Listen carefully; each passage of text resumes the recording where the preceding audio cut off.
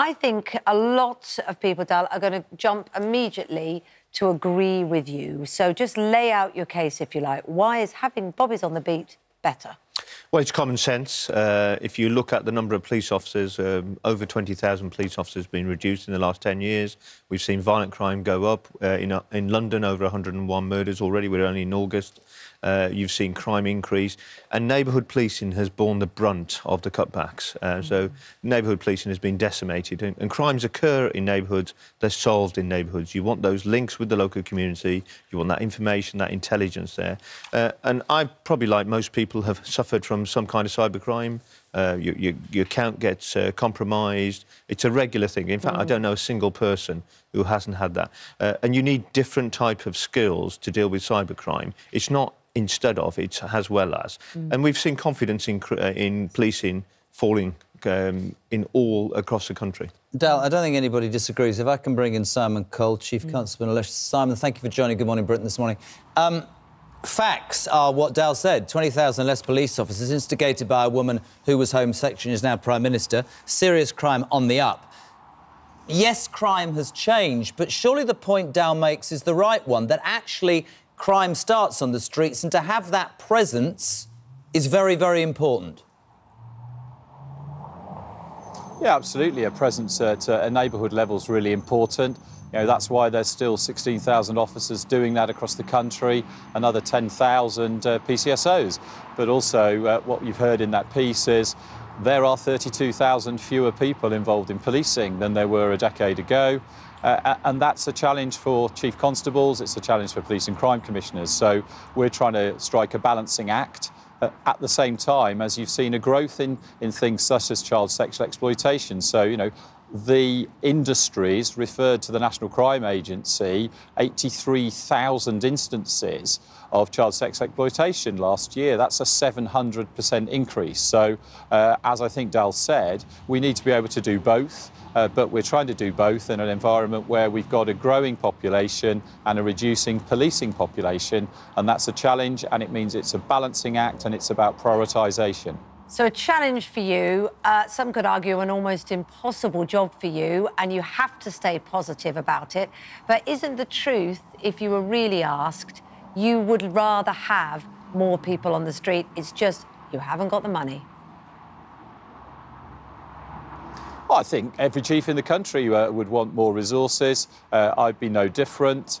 You know, here in my own force, I became chief in 2010. I had 2,300 police officers.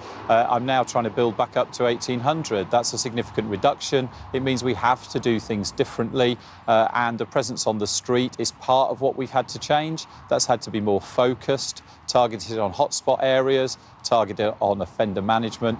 But neighbourhood policing is fundamental to what we do. That refocusing that you've already explained, has it worked, though, when you look at the figures, or is it time now for another rethink and maybe allocate the resources differently?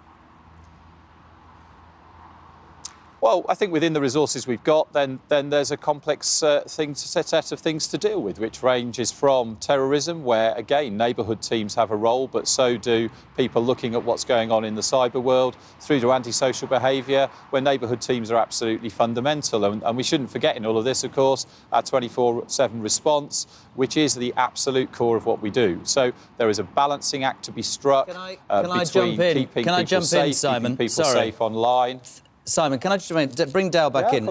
I think the interesting thing about listening to you both is you both actually agree it is a balancing act. That balancing act, wherever the emphasis should be it on more neighbourhood police, be it a concentration on different types of police, this comes down to the fact that massive cuts have been taken, 20,000 in the last 10 years. You heard Simon there say that when he took over in 2010 in Leicestershire, there were 2,300 police officers. He's now struggling to get it back to 1,800.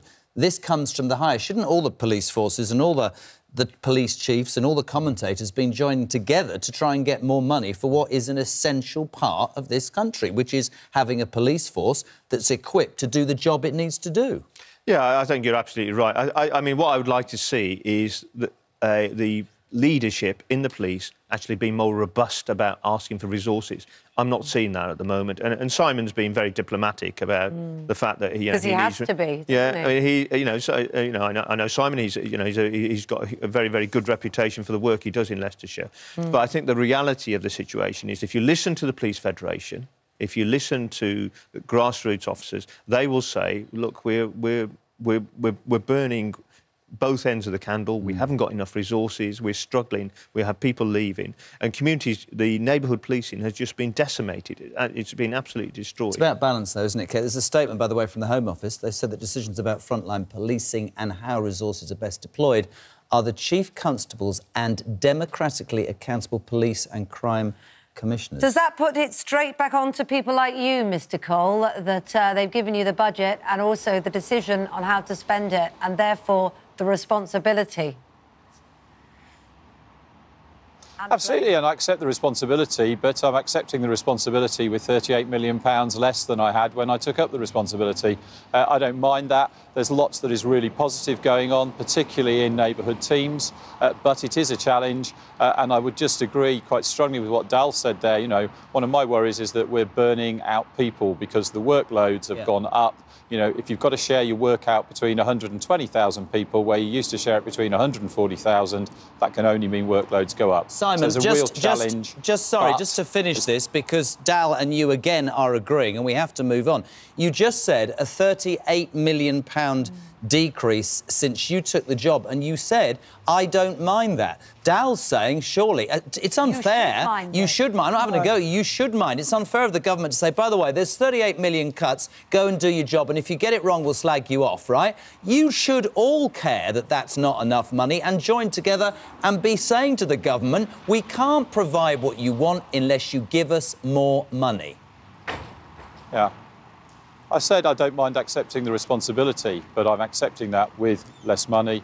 I think there is a consistent noise from chiefs, from the Federation, from the staff unions, you know, that policing is under significant pressure, and that means we're having to make really difficult prioritisation decisions.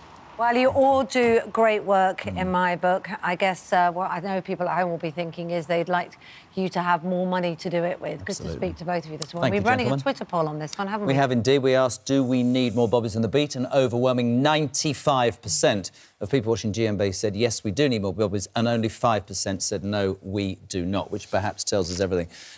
Dal, thank you very much indeed. Also, Simon up there in Leicestershire.